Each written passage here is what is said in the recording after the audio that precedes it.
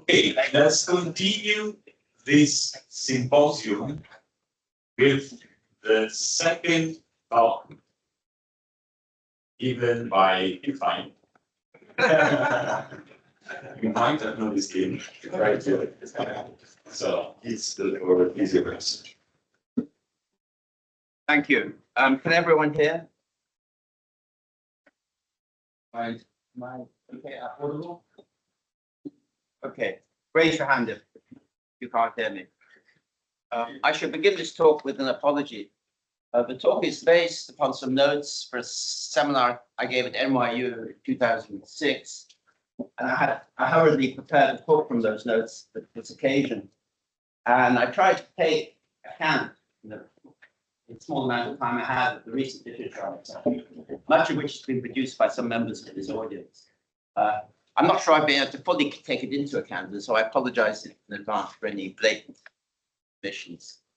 I'm interested in the debate between the three-dimensionalists and the four-dimensionalists. Those who have the material objects endure, and those who think that they perdure. And I'm especially interested in the bearing that special relativity may have on this debate. It's commonly thought that special relativity, whatever you might think about what side to take within the context of classical spacetime, it's often thought that relativistic spacetime creates, or at least a spacetime with special relativity, creates a special difficulty for the three-dimensionalists. And I think the exact opposite is true. It creates a special difficulty for four-dimensionalists and not for the three-dimensionalists. Let me begin by saying a few words about the debate. At least within the classical context, three-dimensionalists think that although material things are extended in space, they're not completely present at each place, at each point of a space in which they're located at the time. They don't think of them in the same way as being extended in time. They're completely throughout time. They think of them as the way they put it is completely present at each time. Whereas four-dimensionalists say the opposite. There are various ways of trying to get clearer on this issue. Two of which were mentioned by Fabrice. One is mereological. So you could say, well, look, the durantist, the 4D, thinks that material objects divide into time slices. And they often add that they exist through the time slices, through existing. Whereas the endurantist don't think that. So that's using mereological tools to make sense of what's an issue. The locationists think that there's a special way of being located in space-time, and that which you might call exact location. And so whereas the endurantists think that an object may be multi-located, that is, have multi-exact locations, the pejorantist thinks that's not the case. I have a third way of explaining the issue, which you might call ontological. So there's a purely neutral sense in which things can be present, or if you like, occupy space and time. And on my view, there are two radically different ways in which objects can be present in space as opposed to in time. Okay. And I call them existence and extension. So the enduratists will think that material things exist at different times.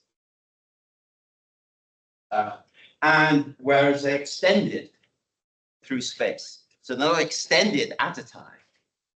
And this is not meant to be a purely verbal distinction. They will say, for example, that events are extended through time.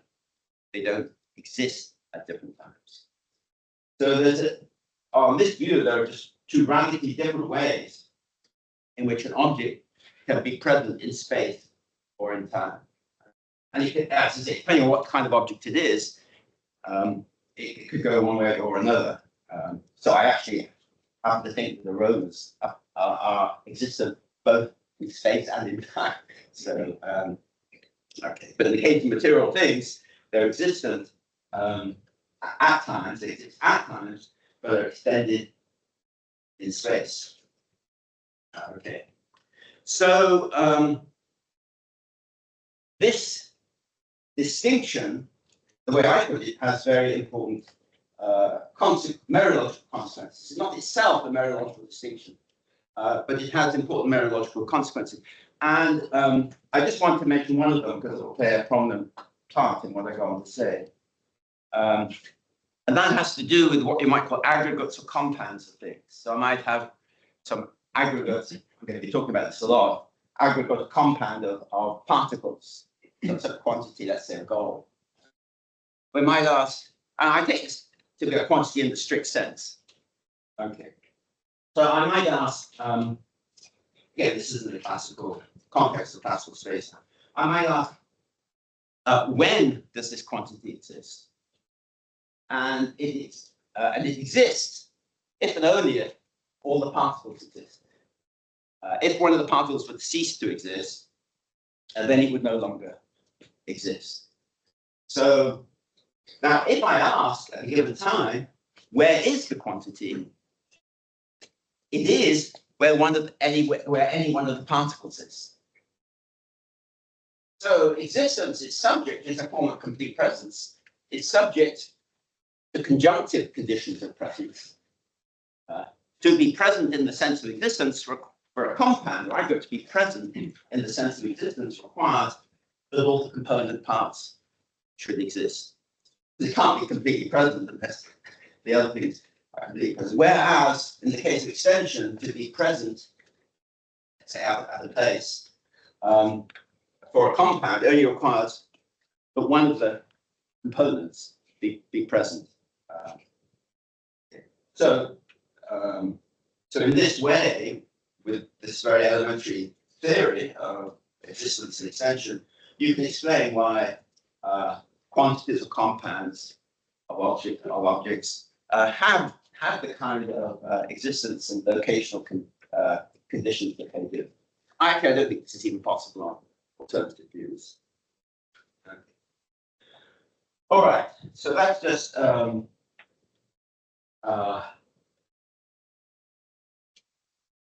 one particular consequence of my own view that I wanted to point out. Now, what I want to show is that, okay, so let's now come to how these doctrines, how these different, okay, I'm going to ignore the mereological fact. I don't think it's any good, and anyway, I'm just going to ignore it. It raises complications I don't want to get into. So I'm just going to focus on the locational and ontological counts. Okay. Now, in the context of classical space-time, you might formulate the locational count as follows. At each time, there's a spatio-temporal region. That's an index, so to speak, at that time. And then the endurantist will think that the object is exactly located in each of those time index space-time regions. Whereas the pejorantist will think that it's only exactly located at the entire space-time region, but unindexed space-time. I will say, that's the ontological view, that the material thing exists at each time, which is present, but at each of those times is simply extended a certain region of space. Whereas my opponent will either deny that there is this distinction between being existing and being extended. My opponent may just say, look, there's just this notion of presence, that I don't understand this distinction you're making. Or they may grant the distinction, but say it has no significant application in the present case. So objects are just extended in space in the way that they are in time. There's actually a fundamental difference between these two ways of characterizing the issue. My way of characterizing the issue presupposes a separatist ideology of space-time. It's supposing that we can separate a space-time point into a spatial point, a temporal point, for instance. Whereas the other formulation does not. It's just dealing with regions of space-time. This is going to be very, very significant.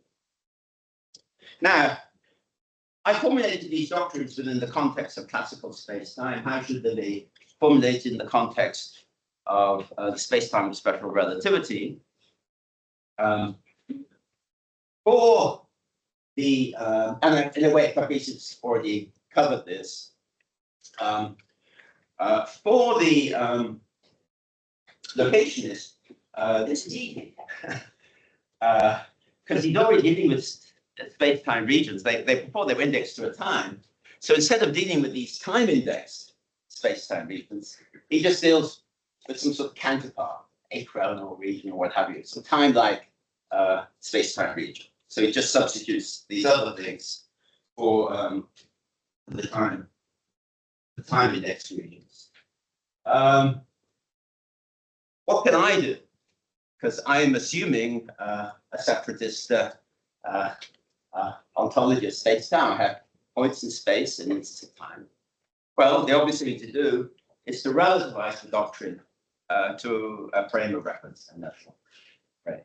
So what one is saying is that in each inertial frame, a material thing will exist at each time, which is present within that frame, and be extended in each spatial region, which is present at that time. So the doctrine just goes through as before, but now relative to a frame of reference.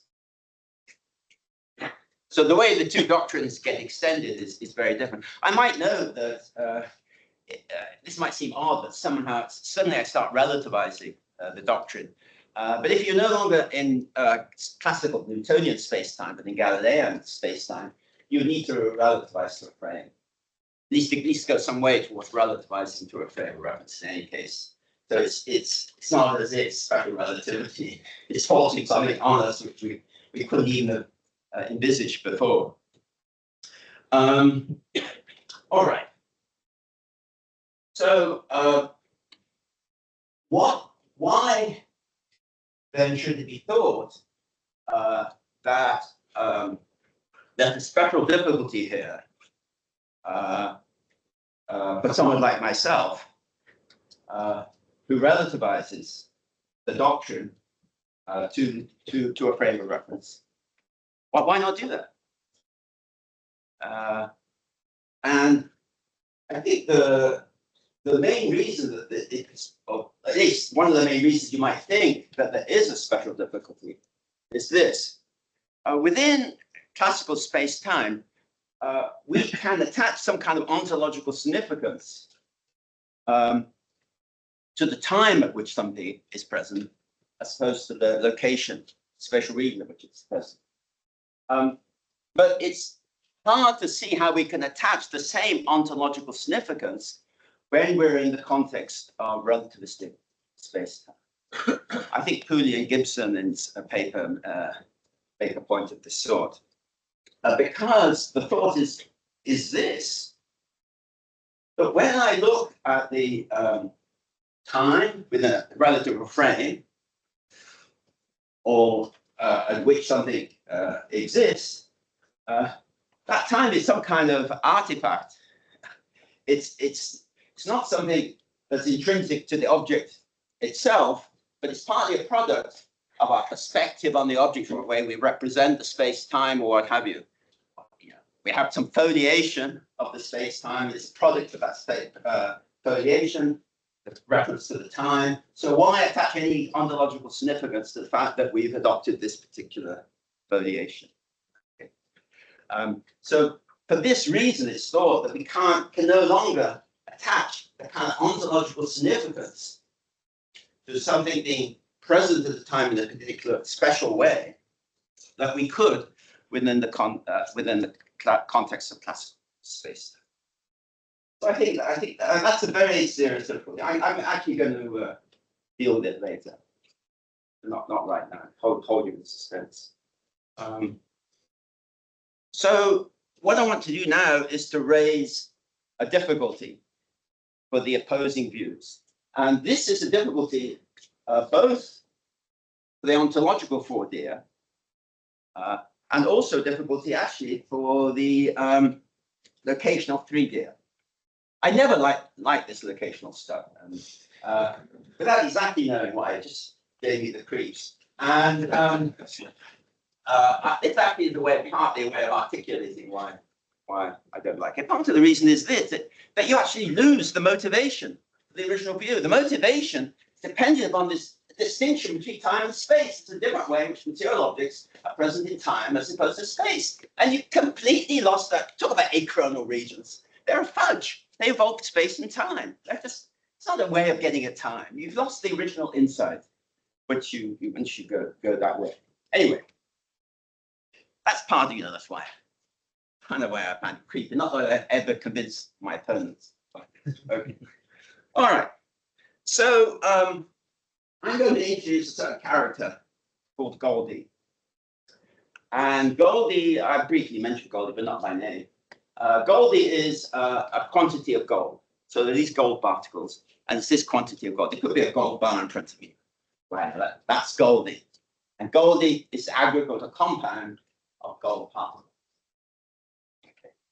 And we should also, I should mention a villain in the piece, of course, which is Goldfinger, who has a nuclear weapon. He goes around destroying the particles of gold from time to time. So don't think they go on forever. All right. Now, suppose that I'm in a frame of reference, and I ask in that frame of reference, when does that quantity of gold exist, and when it exists, where does it exist? So that will tell me what the spatio-temporal region occupied by Goldie is relative to that frame of reference. Well, I've already told you the answer to that question. It's the intuitively evident answer. Gold, strict, if we think of gold as a strict quantity, I can complain if one particle of Goldie is missing. I no longer have Goldie. Okay, a strict quantity of gold. Okay, so Goldie will only exist at a time if all the particles exist at the time. And of course, when Goldie exists, it will be where the particles are. Its location will be the union of the locations of the particles.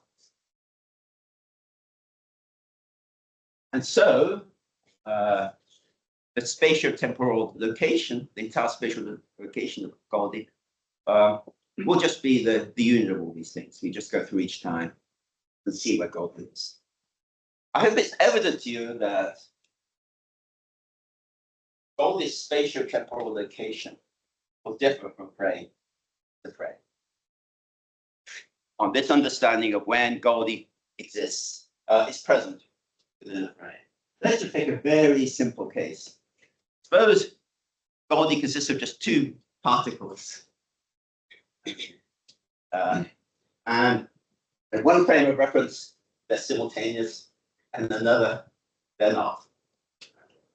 Then in the first frame of reference, Goldie will exist at a time, because the two particles are simultaneous at that time, and Goldie it's sufficient for the existence of Goldie that they exist at that time. But in the other frame of reference, Goldie will not even exist, because within that frame of reference, there will be no time at which all the particles constituting Goldie exist or are present.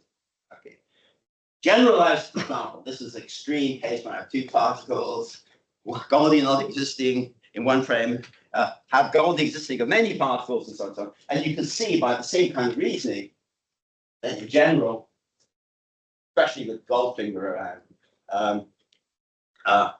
Goldie is going to have a different spatiotemporal location in different frames. Just generalized that example. If there are other, for example, if there are other particles around and there's no difference between the two frames of reference with regard to those other particles, then the one particle that is not simultaneous with the other, if that it could be absent in the other frame of reference, so it would no longer be part of the spatiotemporal region of Goldie, the one frame that it would be in the other frame. Okay.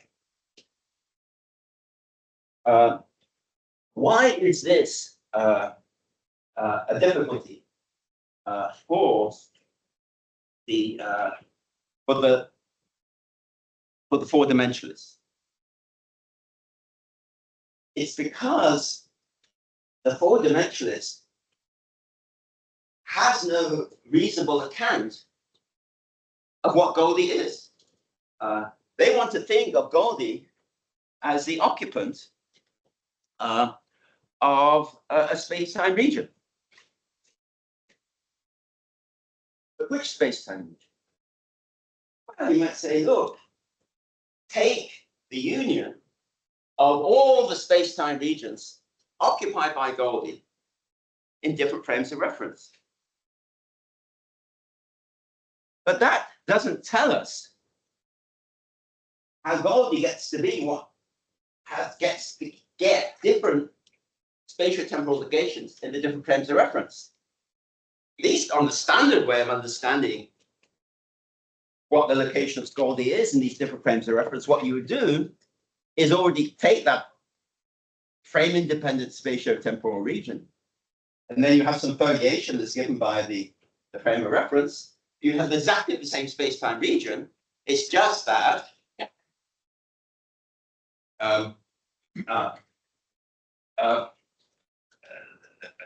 you'd have a different view as to what the times, which space-time points are simultaneous and which not. So actually, not only would you not actually recover the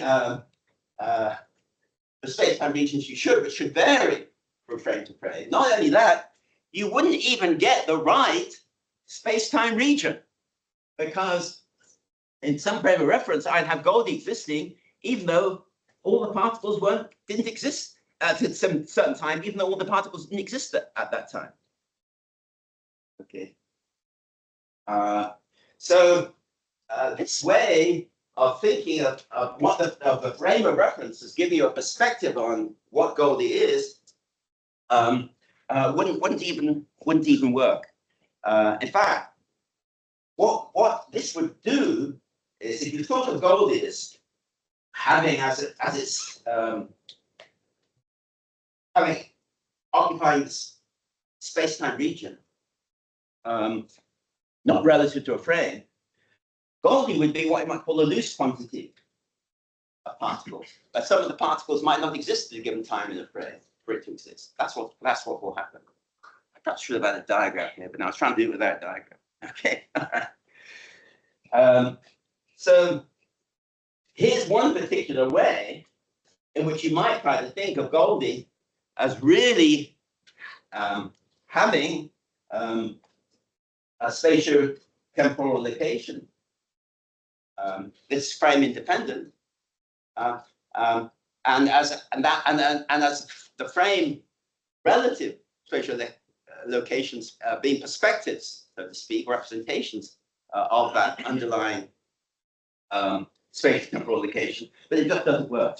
And I doubt that there's any reasonable way in which it can work. If you want to talk this way, we first of all understand what it is for Goldie to have a spatio-temporal location within a frame. And it's only in those terms that we could then have any conception of what its location might be in some frame-independent sense. As, for example, the union of all spatio-temporal locations. So, when did we begin? 10:15. 10:20. 10:20. So still have 20 minutes. Oh, I do. I may not need that. Okay. So this is, it seems to me a serious difficulty for the 4-deer, also for the locational 3-deer, because the locational 3-deer does think of Goldie as having a frame-independent spatial-temporal location. So let me just make clear, this is it's an objection to the whole framework. That is the whole unitist or not anti-separatist framework. What I'm saying is Goldie cannot sensibly be regarded as having a frame-independent spatial-temporal location. That idea that this object has a frame-independent spatial-temporal location should simply be given up. Of course, there's a sense in which we can, there's what you might call, haven't given the name, there's something you might call the monster spatial-temporal location, which is the union of all the frame relative spatial-temporal locations. But the spatial-temporal location is just an artifice. It's doing no explanatory work. In fact, the explanatory work is done completely the opposite.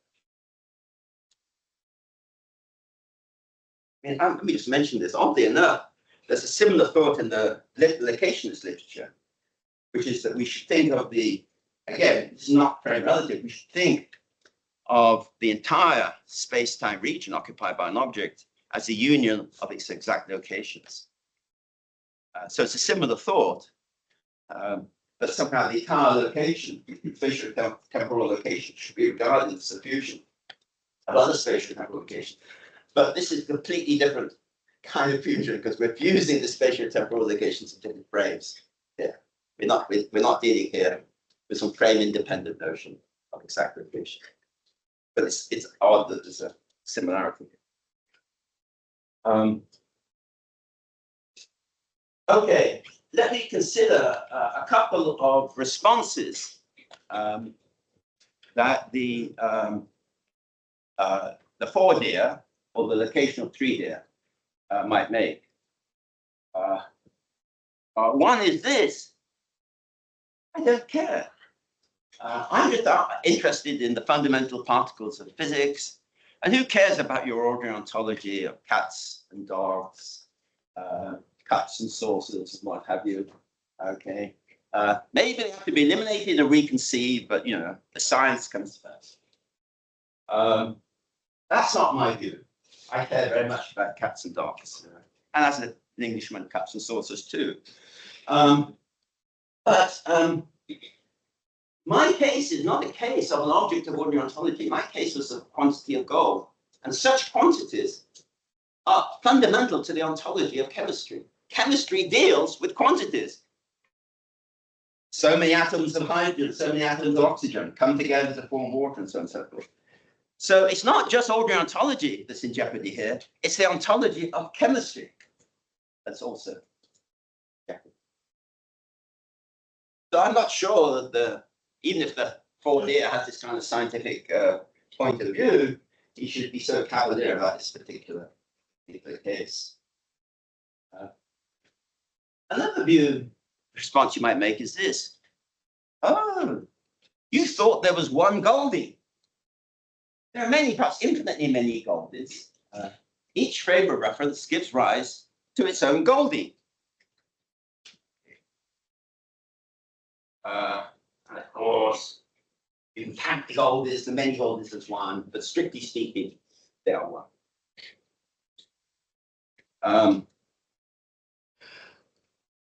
I find this view implausible for two reasons, one linguistic and one metaphysical. The linguistic reason is this: here I am, there's Goldie, this bar of gold. I say Goldie, and presumably I'm in a frame of reference, so presumably when I refer to Goldie, it's the Goldie in that frame of reference that I'm referring to. I don't know, see what else it could be. And then I changed my frame of reference, and I can still, I can still even be observing Goldie. I say, look, there's Goldie. Oops. I thought I was referring to the very same object, but according to this view, I'm not referring to the same object at all.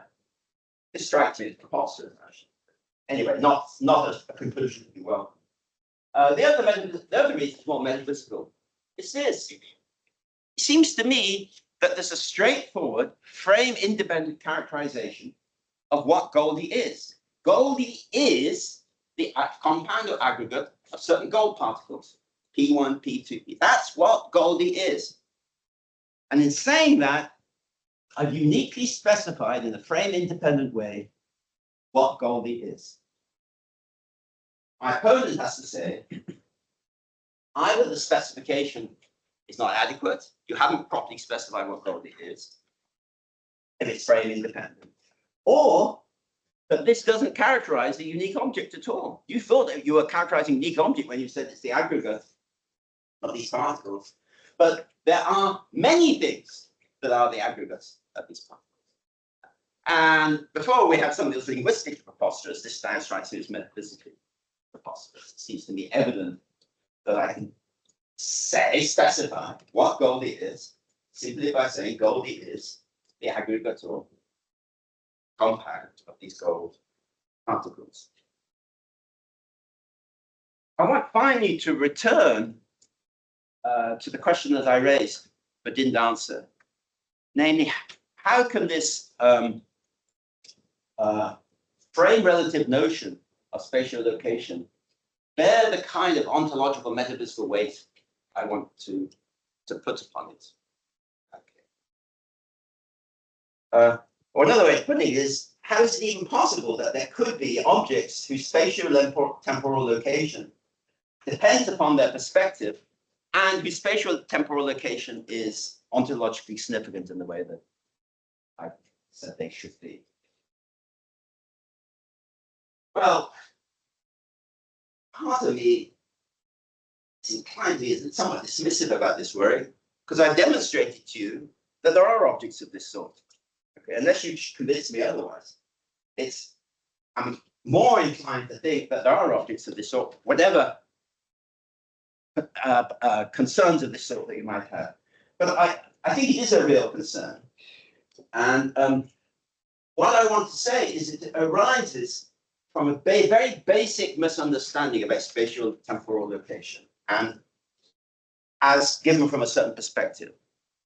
So different objects, just talk about location, the same point in space, the same point arises about spatial temporal location.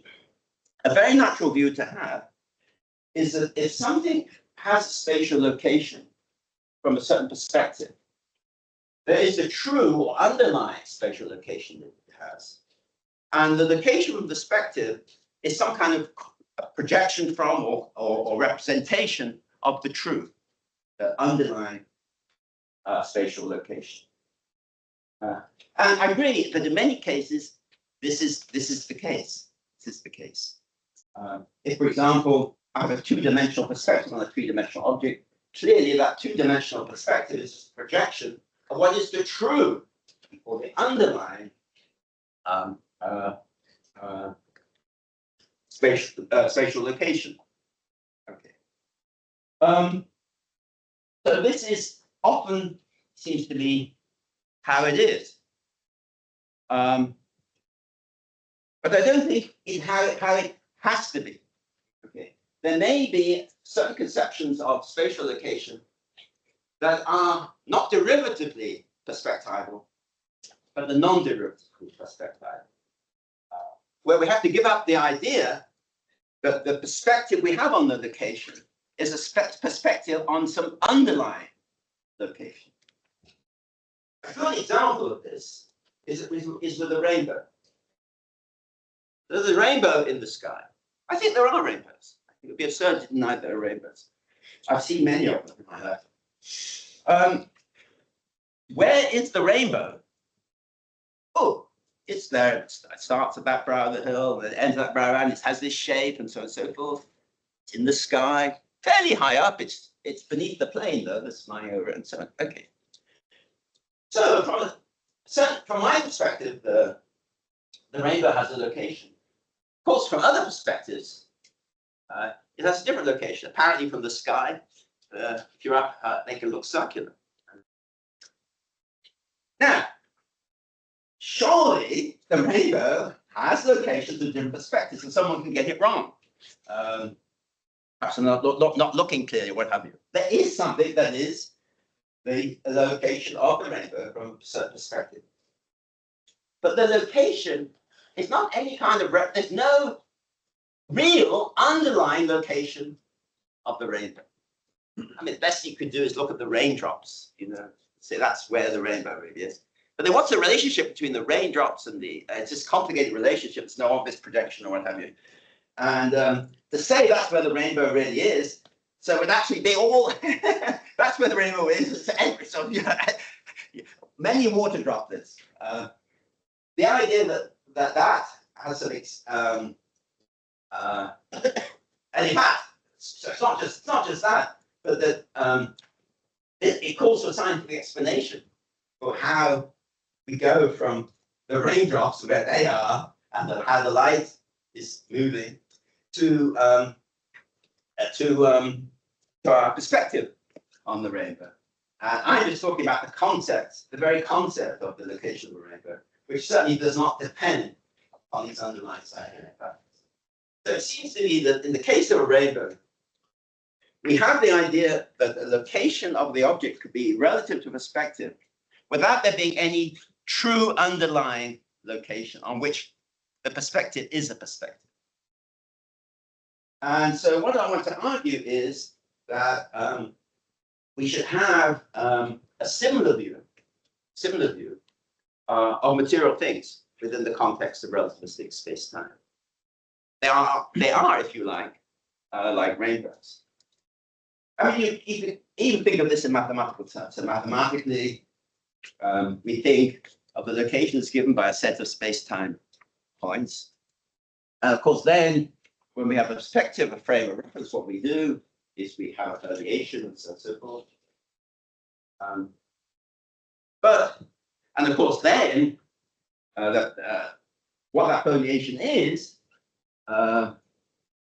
depends upon this underlying set. We can find the foliation in terms of the underlying set, which comes without the foliation. But we're thinking of mathematical representations. I mean, these are just mathematical representations. We're not talking about the real things.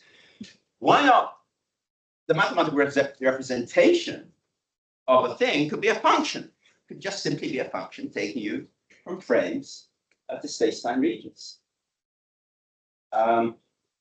And then there's no reason to think of those functions as then being derived in some way from some underlying set of space-time points. So I think often what's happened is people have been beguiled by the mathematical representation. They thought, oh, well, we have to think of a material thing as the occupant of a space-time region. We're done. Okay. We don't have to think of a material thing in that way. And we can have a more liberal conception of what the space-time region of a material object is. Thank you.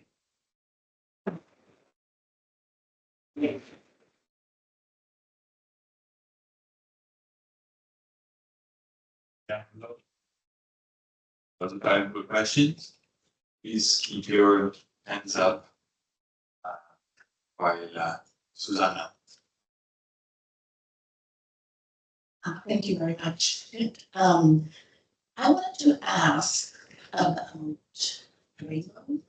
And more specifically, I wanted to ask, so your talk was focused on perceiving objects. But if you think of, but I wonder whether you could generalize it to perceiving property instances that are derivatively located in the same way that large objects are. And here's an example. So I can see why in the case of rainbows, you might think they're even actual objects, the rainbow. But an alternative view is to say, no, there's just property instances there. And as far as I can tell, your account could be could work even if you say that. And here's an example where I think it's very hard to say that there is an object, which is you say, you know, I see the sky to be blue, and of course in our language we love attributing properties to objects, and so we say there is an object, sky, which is blue.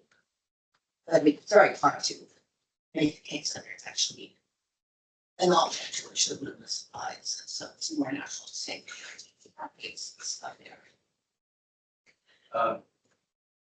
Yeah.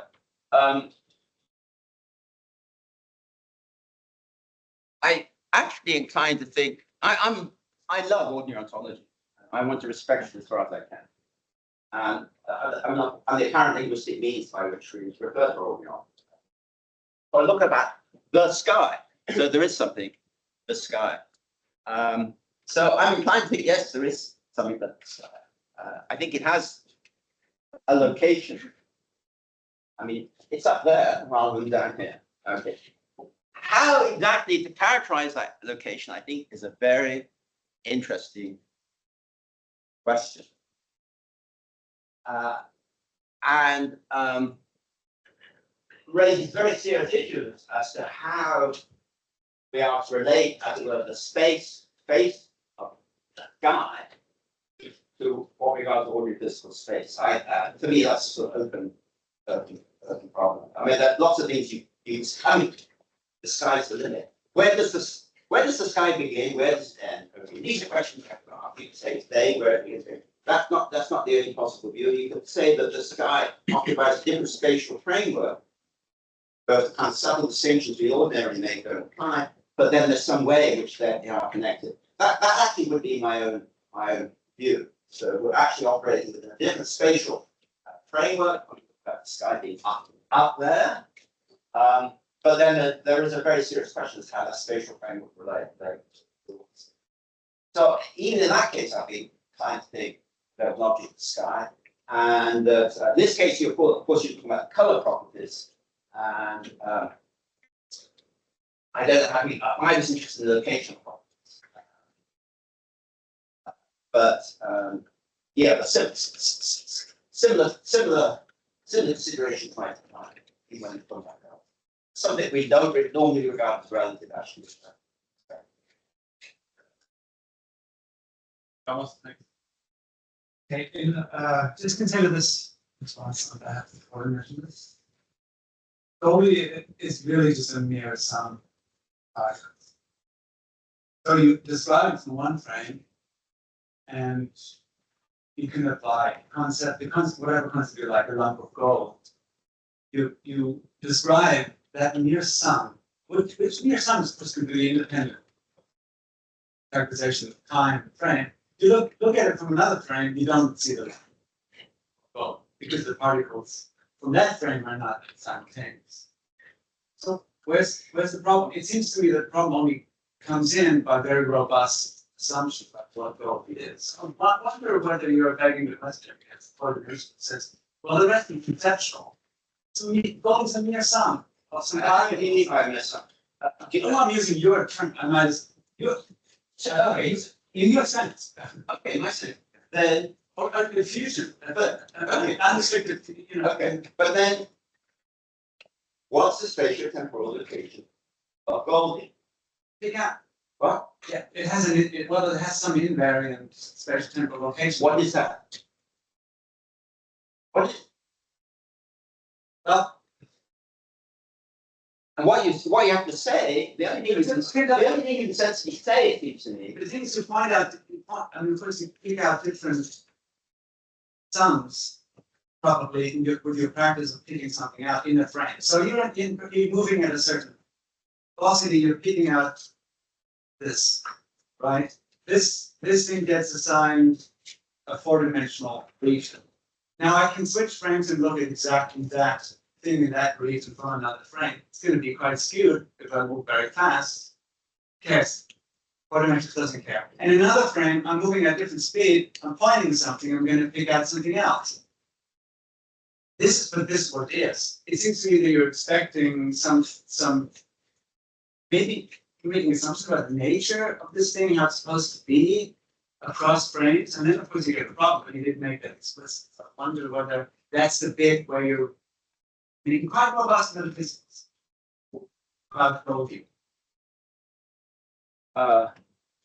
If you say the Goldie is near sum of particles, and you take it in a frame independent way, so it's not that it's only true relative to some frame.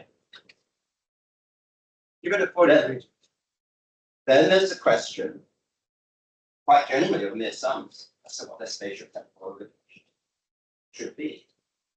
The only way you could sensibly explain, if you want to have a frame-independent notion of spatial temporal location, is the only thing you can say, it seems to me, is look at what the spatial temporal locations probably are in different frames, and then take their union. And as I say, and you can't travel back. I have an argument you can't travel back. You can't go from what I call the monster spatial temporal location back to the frame relative. Because the usual method of foliation will not do it. So that's the point. There's no sensible way of regarding Goldie as having a frame independent spatial temporal location. And yet respect what Goldie is. That's it. Okay, thank you. So can you tell a bit more about why four-dimensionalists can't say that although you can have a specification of what Goldie is, a frame-independent specification of what it is, it's something you kind of think that spatial temporally manifests itself in a frame-independent way. So if you simply reject the notion of frame-independent spatial temporal location, you simply reject as a four-dimensionalist the notion of frame-independent spatial temporal location. But when it manifests itself, that suggests that there's an underlying space-time region occupied by Goldie, and somehow I have a perspective on it within the different frames. Here's an analogy that will help. Let's talk about frames of reference, talk about possible worlds. So Goldie, of course, could have different space-time. Imagine these space-time is Newtonian distance. Of course, Goldie could have different space-time trajectories in a possible world. The idea that there's a monster space-time trajectory, which is the fusion of all these projections that has different possible worlds, and we get this trajectory that has a different possible world by some kind of projection. It's clearly absurd. There's no way of going back. I'm saying it's similar in this case. It's exactly similar. Of course, what is so difficult is that this is all taking place within the same reality. So with the possibility of different realities, of course, this can hold. I was wondering whether the four-dimensionalists could, characterize the case in terms of, in analogy to your own rigid embodiment, variable embodiment distinction. Take the frame independence Goldie as a rigid embodiment without particular spatial temporal location, and then it manifests itself spatial temporally. So the other way around, it's a variable, spatial temporal variable thing is the frame independent Goldie, and it manifests itself. There is this notion of manifestation I have with the case of variable embodiments. My apologies. Yeah, that was what I was. Okay. Sure. I get to a particular pride in preparing this talk in not talking about certain things. And in particular, I did not want to talk about rigid and variable embodiment. But you're absolutely right. I think at the end of the day, this is going to fit in to a theory of variable embodiments. And for me, a variable embodiment, an object can manifest itself at different times. And I want to now extend the notion of variable embodiment in such a way that it's all, again, relative to a frame of reference. Yeah. So that would be the extension, the of the theory of variable embodiment to this case. But I took pride in actually coming up with an example where I didn't need to. But you're quite right that at the end of the day, I wanted to be part of this more general account of the identity material. 10 minutes for 13 questions. Oliver is next. Thank you. So can I try and push back on behalf of the 3D locational person and say what I think they should say about Goldie? So if the constituent particles of Goldie are strictly point-like, Yes, I was sorry, I was assuming that they were. that's good. So Yeah, I can, from no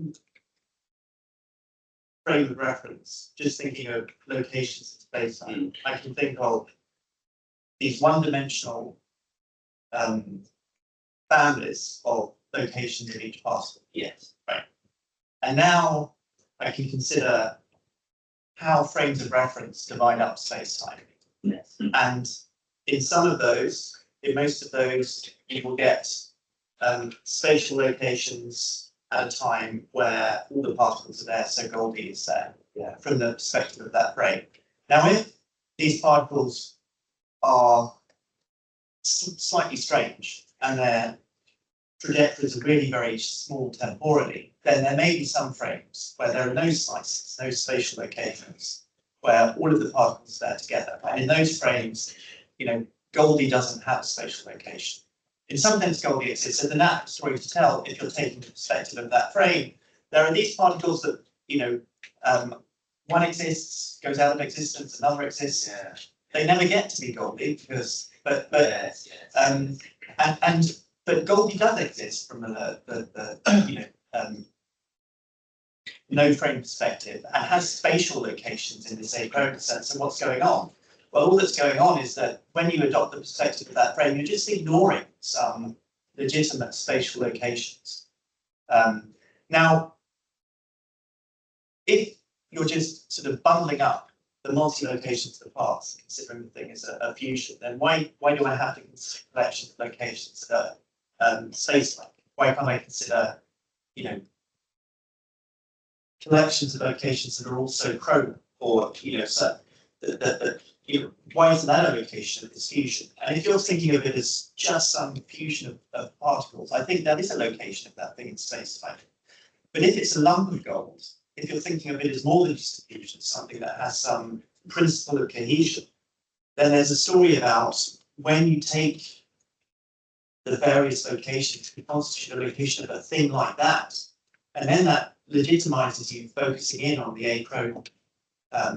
You know, there will be some frame independent story about, okay, when do these particles that exist all over the place, when do they in this region form a lump of gold? And it'll be about forces and whether they're close enough to each other to be, you know, properly responsive to the locations of the others. And then, you know, you will have some of those locations in the story of some frames and it's there. So I'm just not seeing the problem. Okay. So let me see if I understand the question. It's kind of a limited point of view. So I distinguish between compounds and aggregates. So an aggregate of particles will exist in any time. It's a frame will exist at any time at which one of the particles is. And so we can. So I guess if we think of there is, if you like, a corresponding thing which we call the aggregate of the particles, which would be this big thing. And I think that if I'm right, this is what you're suggesting.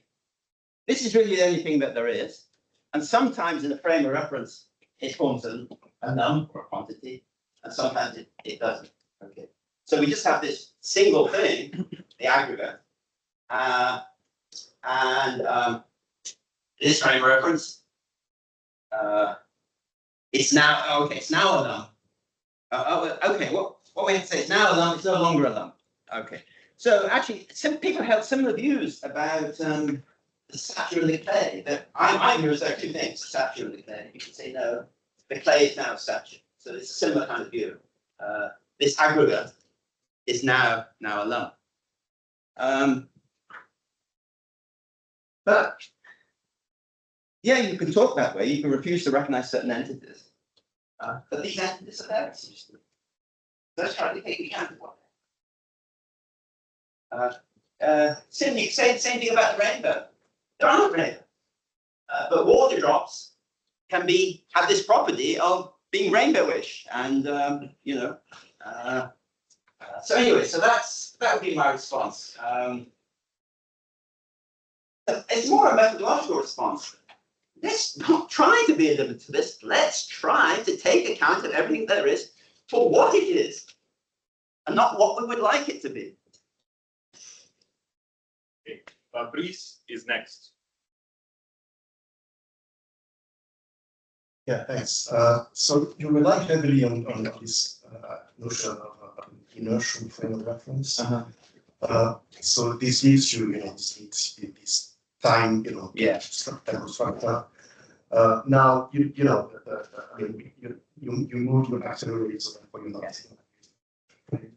But the space time doesn't collaborate really, and so you don't have these variations. So it seems to me that so there's one question, which is whether you think it's a problem for your view, and there's then the question whether it seems to me that your view could be somehow accommodate relaxing this reliance on inertial frame reference.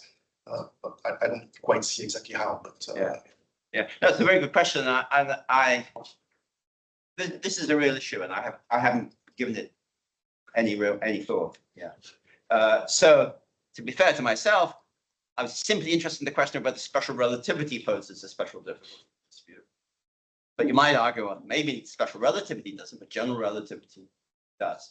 And I agree. I have not said anything about that question. I'm not altogether sure what. Ulrich is next.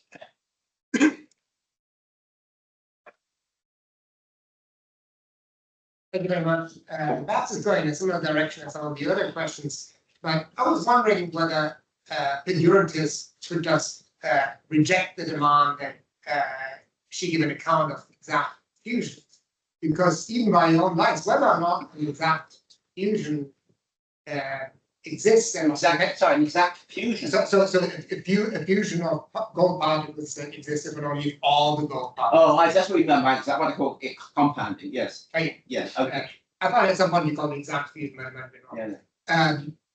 And even by your own lights, whether or not Goldie exists at all, ever, depends on a frame of reference. If Goldie is made up of short-lived gold particles. So I was wondering whether the Durantist would just reject the demand that she give an account of Goldie and merely say that the argument cuts the other way. What all of this really shows is that the fusions that you have in mind are just not a very helpful way of thinking about material objects in a relativistic setting, and that the Durantist could just deny the demand that they give an account of these things.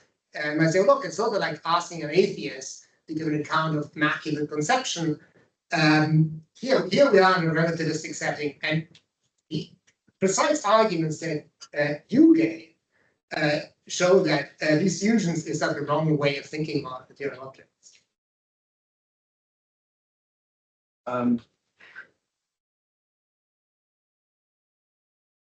So it's the wrong. So I shouldn't. But let me just make one comment that was incidental to what you said. For me, existence is to some extent a term of art. I mean, of course, it's used in many other ways. I can say there exists an even prime. That is not my sense of existence. There is the quantifier. There is. So there is such a thing as existence in this term of art way is indeed relative to a frame of reference. But whether there is such a thing as Goldie is not. As long as there's any frame of reference in which the gold particles constituting Goldie are simultaneous, then there is such a thing as Goldie. So I just wanted to make that clear. I'm not quite. This is something that 3D might say. Now, I was trying to reconcile 3Dism with special relativity. Were you thinking I shouldn't even be trying to do that? No, I was thinking about the pendurantist for whom you try to create this problem, because the pendurantist can't give you a space-time region. I can't characterize the space-time region in a frame-independent way as a space-time region in which Goldie exists. Yes. And that's clearly true. But can't the pendurantist just say is that you say that Goldie is defined in a frame-independent way, just as the fusion of the gold particles. Oh, it's the pendurantist. I thought you were talking about the endurantist, but you were talking about the pendurantist. Yeah. Oh, that's why I misunderstood the question. For some reason, I heard it's endurantist. Okay, this is why can't they be pendurantist? The pendurantist can say, well, look, the fact that there's no frame-independent way of specifying whether or not Goldie exists at all. If Goldie is made up of short-lived gold particles, as Oliver pointed out, the pendurantist might just deny the demand that she gives an account of Goldie. It's one of the lessons of relativity theory is that Goldie, these kind of fusions of objects, that's just not a helpful way of thinking about what is going on in a relativist setting. But that was a suggestion on behalf of the pendurantist. Sorry about this. Yeah. Let me just make a methodological, helpful way of thinking. Of course, if you're thinking within the context of relativistic space-time, you may have certain scientific concerns. You might think the science that you want to do only requires that you have this conception of what material objects are. But that's not to say that there can't be other conceptions of other ontologies that you might want to work with. Ontology of chemistry, for example. And you might wonder whether you can reconcile those ontologies with space-time. So I actually feel there's a kind of methodological error in all of this. It's as if everything you might be interested in has to be explained in the simplest possible way within the framework of relativistic space-time. Okay. So you think, okay, well, the material thing is just the occupant of some space-time region. That's the simplest way, and that's an obvious extension from the case of classical space-time. But if you're really interested in how these things are and how they behave, then it seems to me you should think hard about what the connection might be. So Goldie is a complex object. It consists of particles. We should be able to explain how it behaves in terms of its constitution. Okay, so why we should just do that? It seems to be bad methodology to think, give up on this idea. It's because it doesn't fit in with our simplistic view as to how the ontology should be. I can feel all you four-dimensionalist unit is warning separately, but we are out of time. So let's thank it.